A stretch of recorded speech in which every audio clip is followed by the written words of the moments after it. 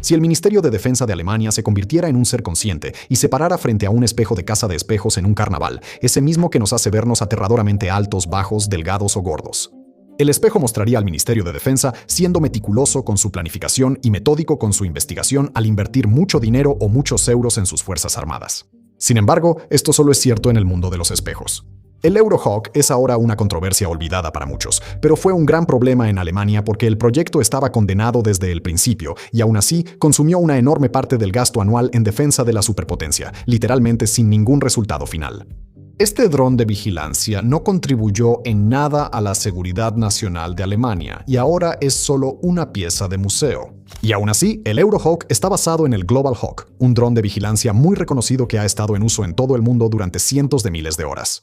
Conocido por sus capacidades revolucionarias de resistencia y recolección de inteligencia en ese momento, las cuales se consideraron tan importantes que Estados Unidos recortó el financiamiento a otras plataformas solo para canalizar más dinero al programa Global Hawk. Entonces, ¿cómo logró Alemania tomar algo tan grandioso y convertirlo en una de las piezas de museo más caras de todos los tiempos? Bueno, para responder eso, volvamos al principio, ¿de acuerdo? El diseño y propósito del Global Hawk. En la década de 1990, la Fuerza Aérea de los Estados Unidos reconoció que el papel de inteligencia, vigilancia, adquisición de objetivos y reconocimiento, conocido simplemente como ISTAR, podía realizarse de forma remota. Esta era una idea con la que varios ejércitos de todo el mundo ya habían experimentado mucho antes. La Fuerza Aérea de los Estados Unidos, por ejemplo, había desarrollado el UAV de reconocimiento SD-2 Overseer a finales de la década de 1950, pero nunca se utilizó en servicio, y la URSS desarrolló el Yakovlev Pchela, que a un nivel básico es muy similar a los drones modernos. Sin embargo, el programa Global Hawk tenía como objetivo crear una plataforma ISTAR que pudiera ser pilotada de forma remota, alcanzar grandes altitudes, permanecer allí durante mucho tiempo y mantenerse indetectable, lo que permitiría operar en espacios aéreos fuertemente defendidos. El Darkstar de Lockheed Martin finalmente perdió frente al Global Hawk porque este último tenía mejor alcance y autonomía, lo cual el Global Hawk logró gracias a su diseño enfocado en la eficiencia. El Global Hawk es, al momento de esta grabación, el UAV más grande a disposición de la Fuerza Aérea de los Estados Unidos, y sus alas son absolutamente enormes, lo cual es una característica de diseño muy importante en un UAV de larga autonomía. El Global Hawk moderno, el RQ-4B, tiene alas que miden 130 pies o 39.9 metros, y su cuerpo principal es casi 3 veces más corto, con 47 pies y 7 pulgadas o 14 metros y medio. Los modelos más antiguos del Global Hawk, el RQ-4A, eran un poco más cortos, con 44 pies o 13.4 metros y una envergadura de 116 pies o 35 metros y medio. Esto significa que el Global Hawk, sin importar la variante específica, tiene una relación de aspecto de alas fantástica de aproximadamente 25, lo cual es similar a los planeadores militares y a las aeronaves diseñadas para maximizar su tiempo en el aire con vuelo libre sin el uso de un motor. Una relación de aspecto de alas muy alta impacta positivamente la relación de sustentación a resistencia y a su vez hace que una aeronave sea lo más económica posible en cuanto al consumo de combustible. Para una comparación concreta, el Global Hawk tiene una relación de aspecto de alas de aproximadamente 25 y una relación de sustentación a resistencia entre 33 y 34, mientras que el F-22 tiene una relación de aspecto de alas de 2.1 y una relación de sustentación a resistencia de 8.4 a velocidades subsónicas. En pocas palabras, la física dice que mientras mayor sea la envergadura, mayor será la autonomía, pero menor la maniobrabilidad. Lo contrario también aplica, por eso los aviones de combate tienen alas mucho más cortas en comparación con la longitud del fuselaje del avión. No necesitan poder volar durante más de 30 horas continuas, pero sí deben ser capaces de realizar maniobras bastante extremas. Por eso el F-22 puede evitar misiles entrantes con facilidad, siempre y cuando sea detectado, mientras que el Global Hawk es relativamente fácil de derribar. Las alas también son bastante ligeras, ya que están hechas completamente de compuestos de epoxi y fibra de carbono, pero son lo suficientemente fuertes como para cargar alrededor de 4 toneladas, o 8.800 libras de combustible almacenadas en su interior. Otro método utilizado para maximizar la eficiencia del Global Hawk fue el uso de una cola en V. Las colas en V son bastante raras en el mundo de la aviación, siendo el ejemplo más famoso, por supuesto, el legendario Lockheed F-117 Nighthawk. La razón por la que no son tan populares es que no hay mucho uso práctico para las colas en V en el mundo actual, siendo las colas en T la norma. Sin embargo, la cola en un V del Global Hawk ha demostrado ser la elección correcta. La cola está colocada en un ángulo de 50 grados con una envergadura de 3 metros y medio, o poco menos de 11 pies y medio. Este diseño fue elegido porque 2 superficies de cola son más ligeras que las 3 superficies de una cola en T, y una sola cola tampoco era una opción, porque requeriría cambiar el escape por uno más pesado. Aunque una cola vertical es buena para el control direccional debido a su volumen, el objetivo final era mantener al Global Hawk en el aire el mayor tiempo posible. Además de su bajo peso, una cola en B produce menos resistencia inducida y parásita que una cola en T, y también era de interés para el Global Hawk generar la menor resistencia posible para nuevamente permanecer en el aire el mayor tiempo posible. Otra razón por la que la cola en B fue una buena elección es que los ingenieros evitaron colocar un estabilizador vertical en el escape del motor. Esto reduciría el empuje al interrumpir el flujo y podría dañar la estructura del avión con el tiempo. Finalmente, como las colas en V reducen la cantidad de ángulos rectos en una aeronave, también son mejores para la furtividad. El motor que impulsa al Global Hawk hacia adelante es un motor turbofan Rolls-Royce F137RR F137 RR100 que originalmente fue diseñado para aviones comerciales, pero también ha encontrado uso en el Global Hawk debido a su relación empuje-peso de entre 4 y 5, siendo el número exacto un secreto. En el momento de la creación del Global Hawk, era uno de los motores más eficientes a altitudes superiores a los 60.000 pies. El motor pesa entre 600 y 1.700 libras o aproximadamente entre 730 y 760 kilos y puede generar 7.600 libras de empuje. Esto no suena tan impresionante, ya que los aviones de combate pueden producir al menos 2 o 3 veces esa cantidad, pero los motores de los aviones de combate también pesan el doble, y esto es algo que quieres evitar si buscas autonomía. Además, nunca fue el trabajo del Global Hawk romper la barrera del sonido.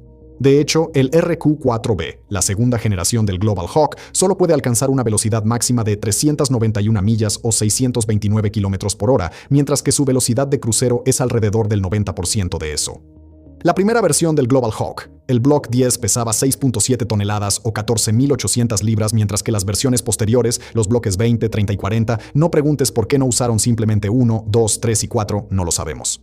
Pesan 6.8 toneladas o apenas 50 libras menos de 15.000. Sin embargo, ese es solo el peso en vacío, ya que el Global Hawk puede cargar otras 3.000 o, en el caso de las variantes más antiguas, 2.000 libras de peso. Sin embargo, este número no se refiere al armamento, ya que el Global Hawk es, al igual que la ONU mientras se cometen atrocidades no mencionadas, solo está aquí para observar, con literalmente toneladas de sensores y radares.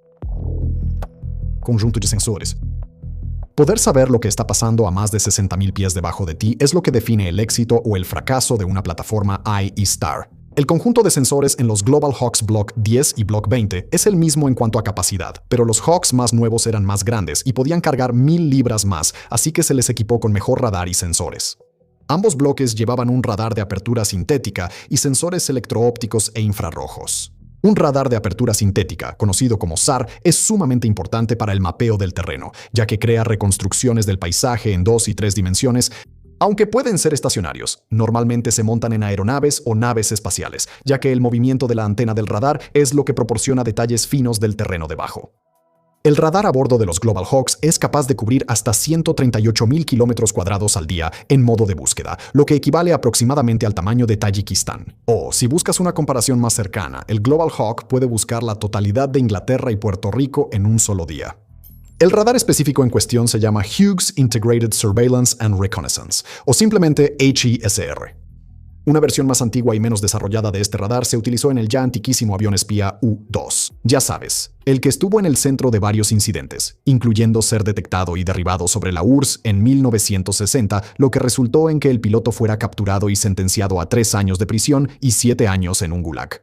Un efecto dominó político a nivel mundial, y una película de Tom Hanks de 2015 con una precisión histórica muy cuestionable.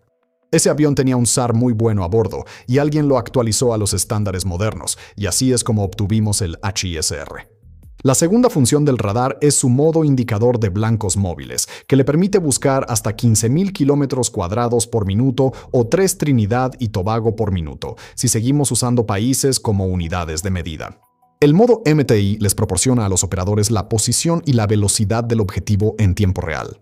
El sistema electroóptico infrarrojo de Raytheon combina una cámara óptica con un sensor IR, y cualquiera de los dos puede usarse junto con el SAR. La cámara óptica en realidad era una cámara comercial Kodak, con una resolución de 1024 por 1024, y la cámara infrarroja era un detector de antimoniuro de 640 por 480 píxeles. Es seguro decir que ninguno de los dos estaba exactamente calificado para escanear el terreno de manera efectiva desde 20 kilómetros de altura en el cielo. Para solucionar eso, los ingenieros acompañaron las cámaras IR y EO con un telescopio reflector fijo con un divisor de haz. Como ninguna de las dos cámaras tiene el ancho de píxel necesario para proporcionar imágenes lo suficientemente nítidas desde una sola exposición a esa distancia, el telescopio está escaneando constantemente el terreno mientras un espejo interno invierte el escaneo de las imágenes y las congela en el sensor. La imagen que reciben los operadores, que puede indicarles dónde está un convoy en movimiento o un grupo de personas en plena noche, se construye a partir de estos dos dispositivos de captura de imágenes separados. Por cierto, el espejo del telescopio se reinicia 30 veces por segundo, lo cual es varias veces más rápido que el parpadeo de un ojo. El Global Hawk Block 30 introdujo un sensor SIGINT. SIGINT significa inteligencia de señales y se refiere principalmente a señales electromagnéticas creadas por sistemas militares de comunicación y vigilancia. El objetivo del sensor de inteligencia de señales instalado en los nuevos Global Hawks es detectar estructuras de vigilancia y comunicación enemigas, lo que, en teoría, debería decirle al centro de mando aliado mucho sobre el tamaño y la estructura de la unidad enemiga.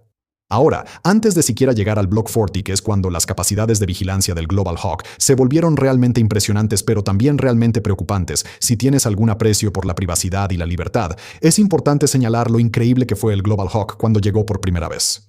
Incluso antes de ser introducido oficialmente en servicio, cuando aún estaba en la etapa de ingeniería y fabricación, el Global Hawk fue desplegado en Afganistán para ser utilizado en la guerra contra el terrorismo. Allí, el sistema demostró ser valioso para detectar a combatientes de Al-Qaeda y los talibanes y proporcionar la información necesaria para atacarlos. Proporcionó a los comandantes una conciencia situacional de alta calidad y casi en tiempo real, y la capacidad de rastrear y enfocarse en objetivos específicos permitió ataques de alta precisión. El Global Hawk demostró su valor mucho antes de ser un producto terminado. Algunos Global Hawk del bloque 20 fueron completamente retirados de su función E-Star y se readaptaron para el nodo aerotransportado de comunicaciones para el campo de batalla, lo que esencialmente los convirtió en enormes enrutadores voladores para el campo de batalla. Esto era una responsabilidad enorme porque, en ciertas situaciones, esos Global Hawk eran el único enlace de comunicaciones entre los hombres en tierra y su mando o una aeronave de apoyo aéreo cercano. Al convertir esos Global Hawk en nodos de comunicaciones, los ingenieros de Northrop Grumman demostraron que su diseño es altamente modificable. Sin embargo, el Global Hawk del bloque 40 es la cúspide del diseño de esta plataforma debido a su sistema de radar. El bloque más reciente introdujo el MPR-TIP, que es un sistema de radar modular, activo y de matriz escaneada electrónicamente. A diferencia de las matrices pasivas escaneadas electrónicamente, que son radares de la vieja escuela, los sistemas de radar de matriz activa escaneada electrónicamente, conocidos simplemente como ASAR, pueden dirigir las ondas de radio sin mover realmente sus antenas. Pueden dirigir varios haces de diferentes frecuencias al mismo tiempo. A diferencia de los radares pasivos, que solo podían emitir un solo haz de ondas a la vez, esto en última instancia hace que la aeronave sea más sigilosa, ya que las emisiones del radar son mucho más difíciles de detectar. Sin embargo, este no era el propósito principal de esta actualización. La capacidad furtiva, siendo honestos, nunca fue realmente tan importante para el Global Hawk. Tal vez fue a propósito, o tal vez simplemente se apresuró para ayudar en la guerra contra el terrorismo, y se creía que los talibanes y Al-Qaeda no estaban lo suficientemente equipados como para representar una amenaza para el Hawk. Cualquiera que haya sido la razón detrás de la decisión, el resultado es una sección radar equivalente absolutamente enorme, al menos en comparación con los UAVs furtivos, lo que permitió que Irán detectara fácilmente un Global Hawk y lo derribara en 2019. El propósito principal del nuevo radar era mejorar la resolución y la capacidad de rastrear objetivos terrestres y tomar imágenes fijas del terreno al mismo tiempo, algo que no se podía hacer con los bloques anteriores. El Global Hawk se ganó bastante fama en los años 2000. Se convirtió en la primera aeronave en cruzar el Pacífico sin un piloto a bordo y al mismo tiempo estableció el récord de la mayor distancia volada por un UAV con más de 13.000 kilómetros. Para 2010 había participado en más de 1.500 misiones y para 2013 había acumulado más de 100.000 horas de vuelo, de las cuales 3/4 partes fueron sobre zonas de combate. Ayudó a los equipos de búsqueda y rescate después del devastador terremoto en Japón en 2011 y en una ocasión permaneció en el aire durante increíbles 32 horas y media. Era, si solo se juzgara por su increíble historial, un fantástico UAV E-Star. Sin embargo, por supuesto, una aeronave es mucho más que solo su desempeño.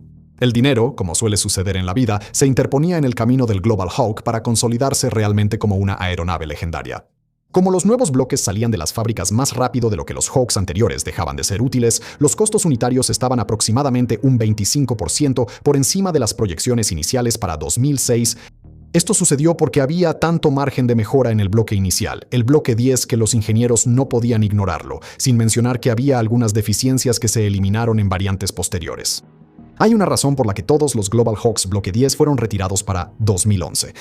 Esto requirió la reestructuración del programa y un nuevo examen para determinar si el Global Hawk realmente valía la pena por el costo. Además de la necesidad constante de actualizaciones, el Global Hawk también tenía problemas de confiabilidad.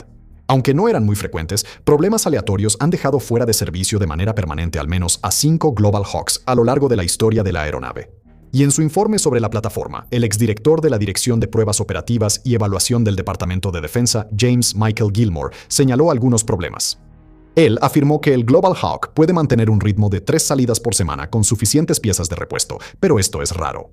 En realidad, cuando se operan a un ritmo operativo continuo, los Global Hawk promedian menos de la mitad del 55% de tiempo efectivo requerido en zona, lo que significa que están más ausentes que presentes y disponibles.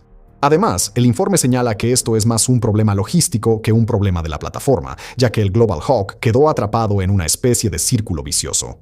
Ocurría una falla crítica antes del despegue y un Hawk quedaba en tierra hasta que se reparara, lo que inmediatamente reducía la confiabilidad en el despegue y aumentaba la necesidad de repuestos críticos para la misión. Estas piezas se consumían más rápido de lo que se producían, ya que las necesidades de mantenimiento del Global Hawk normalmente superaban la capacidad de reparación de la Fuerza Aérea.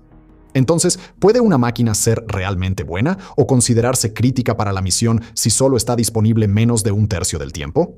Bueno, esa pregunta fue formulada con razón y más tarde respondida por el secretario de Defensa, quien la certificó como crítica para la seguridad nacional porque, a pesar de sus problemas de confiabilidad, no había una alternativa de capacidad similar a un costo menor. El U-2 era la alternativa más cercana en ese momento y costaría $220 millones más por año realizar las mismas misiones, aunque no podía llevar los mismos sensores. Y mientras Estados Unidos luchaba en ese frente particular para mantener al Global Hawk en el aire, Alemania se unió y decidió poner trabas al asunto. El fiasco del Eurohawk. Mientras el Global Hawk demostraba su valía en Afganistán, la Marina de Alemania estaba atascada con el Breguet 1150 Atlantic como su único avión de vigilancia electrónica. Y la idea de reemplazar un avión grande y viejo por uno más nuevo, más pequeño y con mayor autonomía era bastante tentadora. En 2009, el primer fuselaje del Eurohawk salió de la fábrica. Era aparentemente idéntico al Global Hawk. Alemania, por supuesto, instalaría su propio conjunto de sensores y le daría una nueva pintura, pero para todos los efectos prácticos, los dos UAV eran iguales. En 2011, mientras Estados Unidos consideraba si desechar toda la plataforma, el primer Eurohawk llegó a Alemania, listo para ser equipado con el paquete de sensores de inteligencia de señales y comenzar las pruebas antes de asumir su función en la Marina. ¿Qué podría salir mal? Podrías estar pensando, bueno, un montón de cosas. Por ejemplo, es totalmente posible que el ministro de Defensa compre una plataforma que legalmente no puede volar en el continente europeo debido a las regulaciones del espacio aéreo. Thomas de Maizière, quien fue el hombre detrás de la idea del Eurohawk, sabía en 2011 que el famoso UAV simplemente no podía ser autorizado para volar en los cielos europeos. Pero eso no le impidió invertir 480 millones de euros en el proyecto, equivalente a unos 668 millones de euros hoy en día o un poco más en dólares. Esto pronto resultaría ser un error desastroso. Para obtener autorización de despegue en Europa, un vehículo aéreo no tripulado debe ser capaz de volar en un espacio aéreo controlado de manera segura junto a aeronaves pilotadas. El Eurohawk no cumplía esta condición de dos maneras, ya que no cumplía con la STANAG 4671 de la OTAN, el requisito de aeronavegabilidad para sistemas de aeronaves no tripuladas. En primer lugar, este acuerdo exige que absolutamente todas las aeronaves no tripuladas que vuelen sobre Europa, tanto militares como comerciales, cuenten con protección contra formación de hielo e iluminación específica. El Eurohawk no tenía ninguna de esas cosas. El segundo requisito es un sistema a bordo de detección y evasión, que es un sistema de prevención de colisiones. El Eurohawk tampoco tenía eso. La única manera en que el Eurohawk podía operar era si Alemania o cualquier otro país en el que el UAV estuviera volando cerraba una sección de su espacio aéreo a todo el tráfico, asegurando así la seguridad de todos. Esto simplemente no era una opción para Alemania, ya que el país de Europa Central suele tener miles de aviones comerciales en su espacio aéreo en cualquier momento. Esto causó bastante caos en el ámbito político alemán, ya que pronto se supo que el ministro de Defensa sabía de esto de antemano. El mismo ministro más tarde sería removido del Ministerio de Defensa y nombrado ministro del Interior, por cuestiones políticas. Pero los horrores estaban lejos de terminar. Durante las pruebas de vuelo sobre el espacio aéreo restringido en Alemania, se encontraron algunos problemas en el sistema de control de vuelo que Alemania nunca pudo solucionar. Sin embargo, esto no impidió que el Eurohawk estableciera un récord de resistencia al volar durante 25 horas en el espacio aéreo europeo, lo que fue el vuelo más largo realizado por un UAV en Europa en ese momento. Sin embargo, después de 2 años, la mayor parte de los cuales el Eurohawk pasó en un hangar, se informó que poner el UAV en condiciones de ser certificado costaría más de 600 millones de euros, lo que elevaría el precio total a más de 1.000 millones.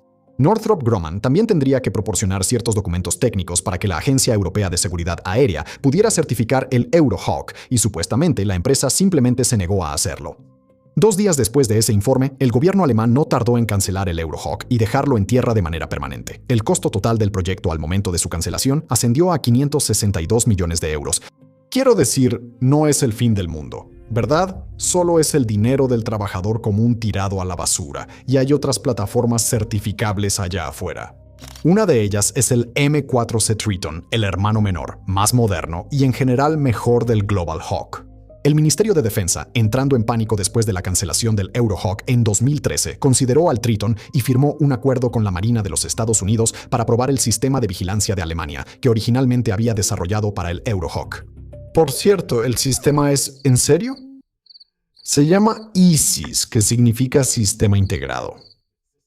Y estas pruebas se estaban llevando a cabo en 2014, lo que hace que el nombre sea extremadamente desafortunado o un ejemplo fantástico de por qué son necesarias las sesiones para formar nombres de sistemas. No puedes llamarlo ISIS. Integrar ISIS en los drones Tritón costaría alrededor de 255 millones de euros, pero eso es solo la parte de la integración. Alemania todavía tendría que comprar los Tritón, y la Marina de los Estados Unidos dio una aproximación de unos 600 millones de euros, 648 millones de dólares por 3 Tritón sin impuestos de importación ni aduanas.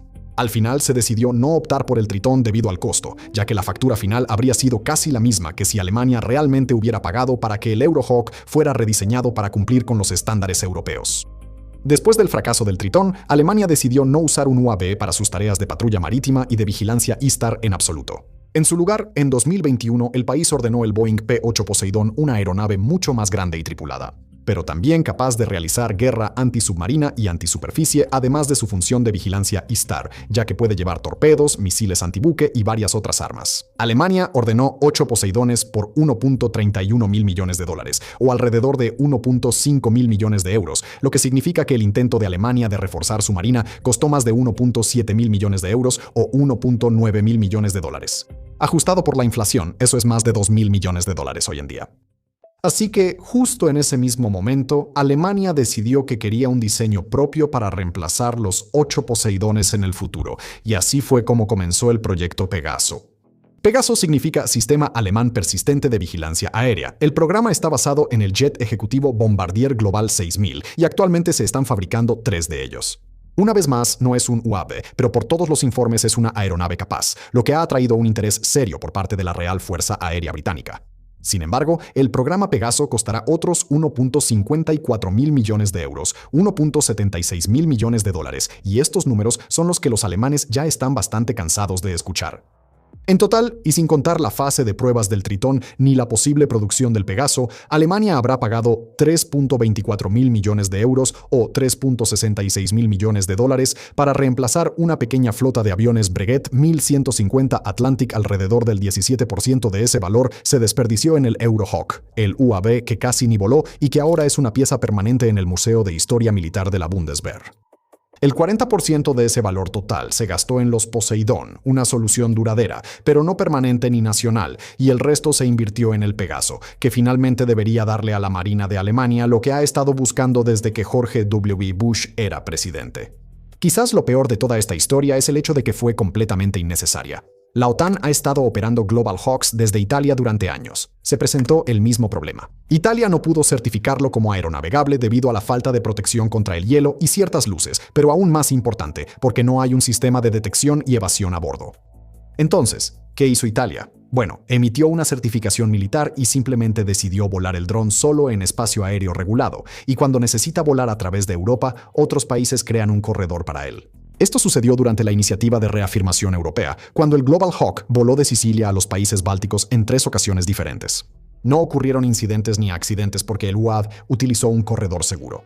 El partido político de Alemania, Die Linke, criticó esto con Andrei Junco, su encargado de política europea, diciendo que el Global Hawk estacionado en Italia se estrellaría tarde o temprano. Pero al momento de escribir esto, el único Global Hawk que alguna vez se estrelló en Europa fue el que pertenecía a la Fuerza Aérea de Estados Unidos. Se estrelló frente a la costa de España en 2018 y la razón fue una fuga de aceite. Definitivamente no se estrelló contra otra aeronave. Alemania insistió en una característica que costaría una fortuna implementar simplemente porque no quería limitar su espacio aéreo de vez en cuando. Y cuando el programa finalmente murió, se llevó consigo aproximadamente el 16% del gasto anual en defensa de Alemania. Por otro lado, ciertos estados miembros de la OTAN pagaron 1.200 millones de euros por una flota de 5 Global Hawks que vuelan sobre Europa cuando quieren. Y para clavar el último clavo en el ataúd con forma de Eurohawk, Alemania es uno de los países que participa y financia este proyecto de la OTAN. Gracias por vernos.